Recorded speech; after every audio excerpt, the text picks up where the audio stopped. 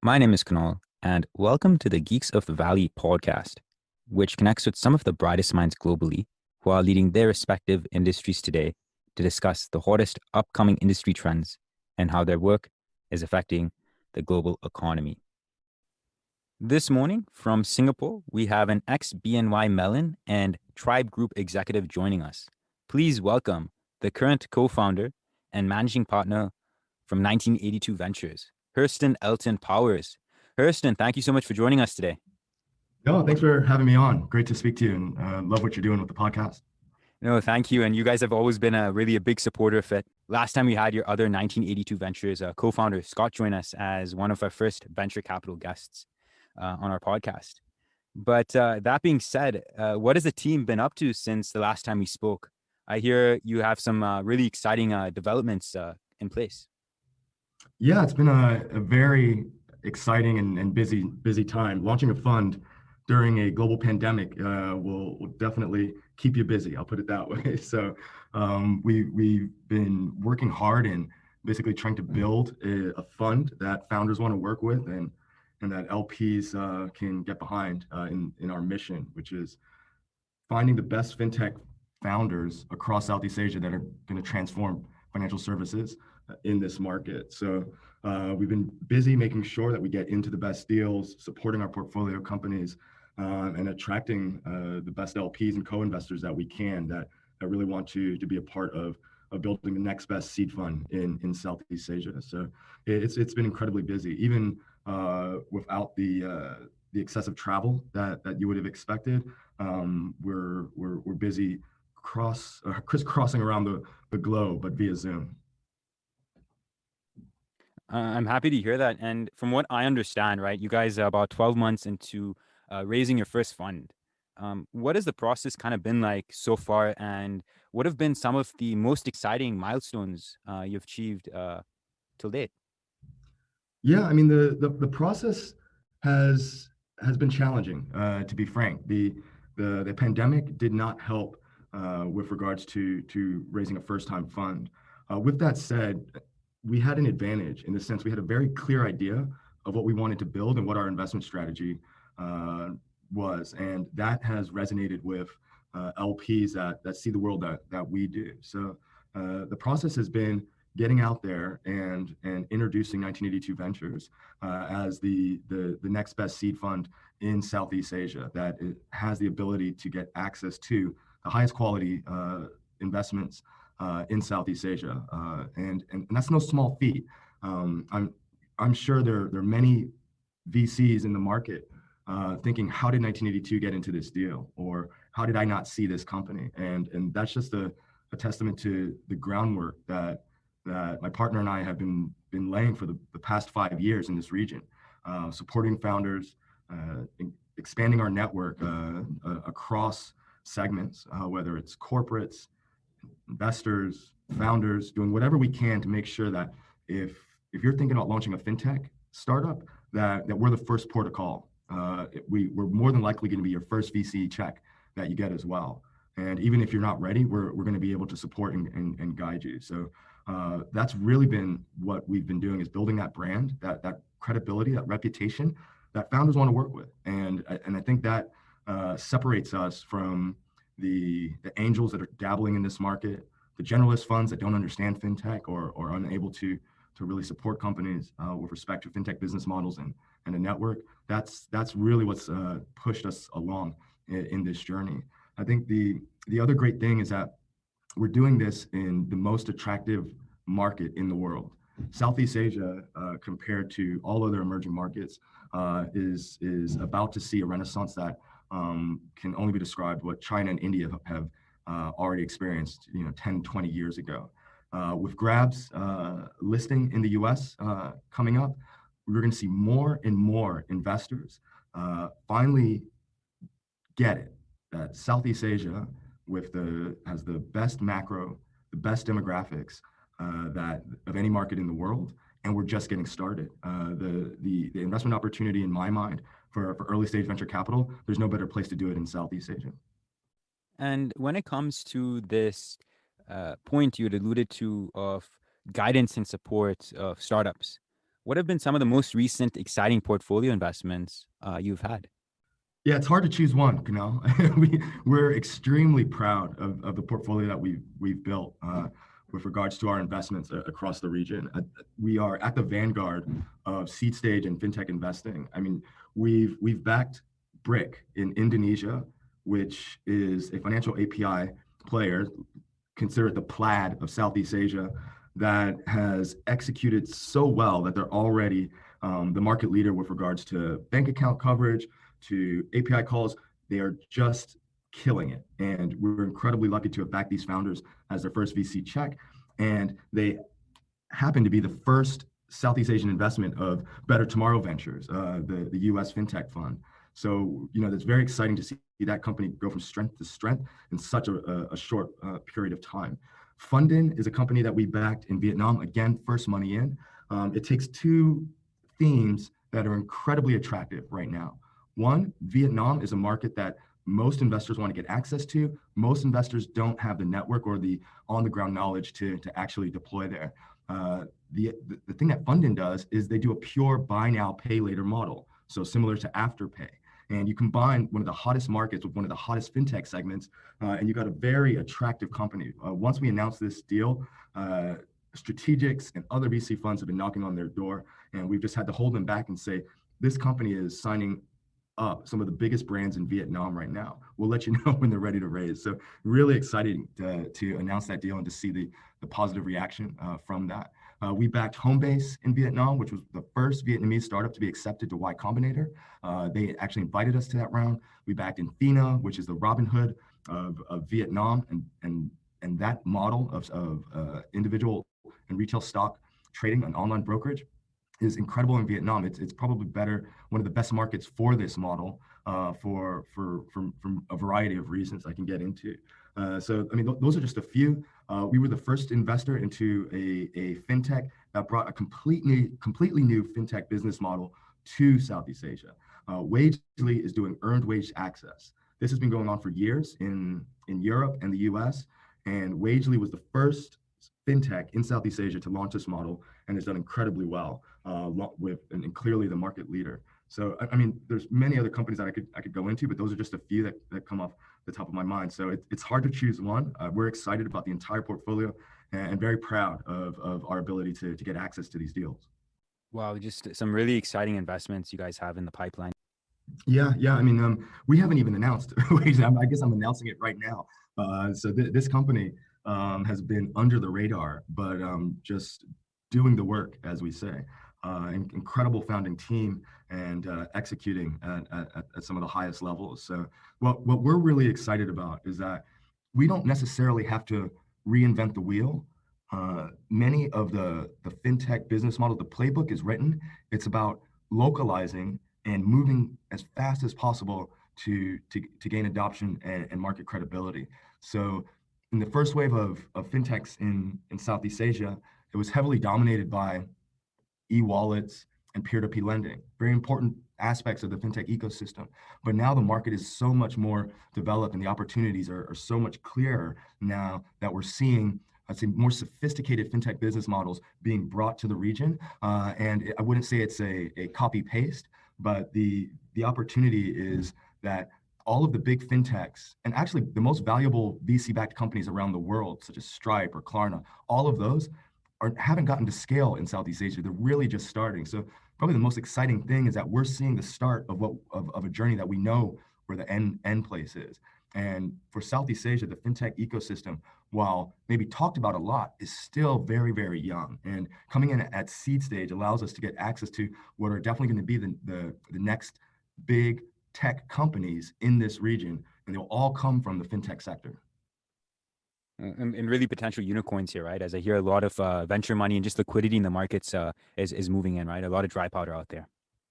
Yeah, it's incredible. We saw an incredible Series A round for Ajib, which is an online trading platform in Indonesia. Their competitor Bibit, 2 weeks later, did another huge round. We're starting to see more institutional VCs from the U.S. getting into this market. It's really the right time to have built a strong fintech portfolio because the next wave of money is coming in, and it's only going to make the ecosystem better. We've attracted LPs from the U.S. and from Europe who have already done this. We've got investors that actually run their own VC fintech funds. We've got founders of fintechs that have scaled, and they have become such a valuable resource for our portfolio companies. Our portfolio companies, once they are part of the 1982 family, get access to basically a fintech army of individuals and organizations that want to see them succeed and fulfill the mission of transforming financial services and giving access to financial services in Southeast Asia. So it's an incredible time to be here. We have a mentor who basically told us, Southeast Asia is the right market, and you just need to get in the way. We're doing our best to make sure that if anybody's looking at a great fintech startup, that 1982 is on the cap table. So Herston, in regards to the LPs that you had, alluded to investing in your fund, what type of strategic investors have you had on board so far? It's a great question. I mean, for a first-time fund, every investor for us is strategic. We appreciate and are humbled by the support that our LPs are giving to us, and not just in the confidence that they have and trust in our fund to achieve very outsized returns and become one of the best performing funds in the region, but the confidence that they have in our ability to get access to the best deals and co-invest alongside us. So I want to say that whether it's a individual, a fintech executive, a GP of a fund that just wants to look and learn a bit more about Southeast Asia as they begin to dip their toes in the water here, families in the region that may have a core traditional business or even a traditional financial services business that want access to exciting new fintech business models that they can plug into their ecosystem and partner with, and not just get those financial returns. That's a huge value for 1982 and our portfolio companies. So really, there's no particular split that you're looking for in regards to these LPs, right? We want a balanced LP base. What we want more than that is organizations and people that believe in what we are building. And what we are building is the next best performing fund manager in Southeast Asia that's focused on the fintech investment opportunity in Southeast Asia. If you want to have access to this asset class, to these investments, to these exciting companies, then we want to talk to you because we add value beyond just our monthly update that you get or the financial returns. With our fund, you are speaking to the decision makers every day. Myself and my partner, we make the decisions, we manage the investments, and we are there attempting to add value to our LP base whichever way we can. And that comes in many different ways. Some of our LPs purely want to be a part of this journey and want to see their money grow. Absolutely fine. We can do that. Other LPs want access to the deals that we do. The fact is, if you're a family office, you're an angel investor, you're not getting invited to the rounds that we're doing. And with LP check-in to 1982, you actually get a seat at the table at the seed stage, at the Series A, at the Series B. So any LP that wants access and wants to be able to see these companies progress, that's what we're giving. So no, I don't have a split. I just want committed, highly motivated LPs that want to see 1982 become the best performing seed fund in the region. And when kind of looking at China, India, and Latin America, what has really happened out there? And are you seeing very similar trends happening here in ASEAN? Absolutely. And we get to basically look into the future when we look at other emerging markets that are ahead of Southeast Asia with regards to startup, VC, and fintech, as it were. So many of the business models that have worked in the fast-growing emerging markets where financial services have not kept up to the digital economy, we can learn from some of the success stories there. It's not a perfect match every time, but at least we can start to develop our themes and thesis based on what we know is happening on the ground in Indonesia and Vietnam and the Philippines and Singapore across the region. So we can basically look into the future to see how does a young rising middle class that is adopting technology and has access to the internet in a very widespread way, how does that affect the way that financial services are being consumed by individuals and by businesses themselves? So we can look at all of those learnings from those markets, take it to Southeast Asia, and find the best founders that understand their market and how to grow these businesses. So it's not going to be exactly the same, where every market in Southeast Asia will develop at a different pace. But the things that have happened in China, India, and Latin America, and I would even say Africa from a fintech development, are just starting in Southeast Asia. With that said, we can still look to developed markets like the US and Europe for more learnings and insights about which models to back and what are some of the earned insights for the founders in those markets that can help develop product for our portfolio companies here. What are the right hooks? What are the hurdles that they should expect from when they're going from 0 to 1? So this is an incredible advantage that Southeast Asia has. Not just the natural advantages of the fast growing market and the young population and the huge population. That's baseline. What matters is that the development of the fintech ecosystem and the startup and VC ecosystem is at a place that 1982 is in a position to get access to the best deals by looking at what's happened in other markets and making sure that we remember that Southeast Asia is not a monolith and that you cannot compare China to Southeast Asia or India to Southeast Asia as a one-to-one match. But there's plenty of insights that we can learn when we make our investments. So recently, Herston 1982 Ventures has announced this really strategic investment partnership with South Korea's Infobank, C and Venture Partners, and BTC Investment. Can you tell us more about this and what this in partnership entails for the long term? Sure. No, we're extremely proud of this partnership as being the selected partner for this consortium of Korean investors that are looking for more access to Southeast Asia. And this may have been getting to the point you were making about where is the interest coming from. So it's not just the U.S. and Europe and China, but very large markets and highly advanced markets like Korea are looking at Southeast Asia as the next investment opportunity for themselves. And we were selected based on our expertise in fintech. They see the opportunity and they wanted a partner that was going to be able to bring the best co-investments to them as they expand their investment portfolio into Southeast Asia. They're very excited about deploying into this region, but they just don't have the on-the-ground network or the on-the-ground experience and expertise to effectively deploy. And to be frank, by partnering with us, we're going to ensure that Infobank, CN Ventures, and BTC Investment get access to the highest quality deals. That's what we're built for. So each partner in that partnership provides something special to 1982, whether it's access to very advanced technology, whether it's access to capital from LP commitment and co-investment, or even helping to expand our foray into what's a very exciting on the crypto and Bitcoin exchange side. So we're extremely proud of this partnership. We'll be announcing more of these strategic investors that are partnering with 1982 to get access to Southeast Asia early stage venture capital. Herston, to wrap up our call with our last question for today, what piece of life advice would you give to our listeners out there? Yeah, I feel that maybe I'm not qualified to give life advice, but I can at least share what's worked for me.